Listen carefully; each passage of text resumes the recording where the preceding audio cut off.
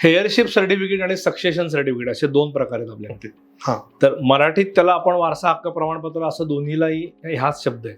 फक्त heirship certificate हा Bombay regulation act 1882 सालचा जो कायदा आहे त्याच्या खाली येतं. हे इमोएबल प्रॉपर्टी करता, म्हणजे एखादी व्यक्ती मयत झाली मृत्यूपत्र न करता तर त्याचे वारस कोण आहेत हे ठरवण्यासाठी कोर्ट आपल्याला सर्टिफिकेट देतं. म्हणजे त्या वारसांना कोर्टात जाऊन अर्ज करायला लागतो की अशी व्यक्ती मयत झालेली आहे, त्याचे आम्ही हे वारस आहोत.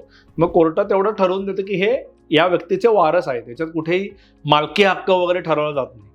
आणि हेअरशिप सर्टिफिकेट हे इमोएबल प्रॉपर्टी करता घ्यायला लागतं, म्हणजे स्थावर मिळकती करता. असं सेम जंगम मिळकती करता, मुएबल प्रॉपर्टी करता असेल, किंवा बऱ्याच वेळेला असं होतं की बँकेत मृत्यूपत्र न करता व्यक्ती गेल्यामुळे त्याची किंवा तिचे बँकेत खाती आहेत, डिमॅट अकाउंट आहेत, पैसे समोर दिसत आहेत, पण कशावर तर तुम्हीच वारस आहात.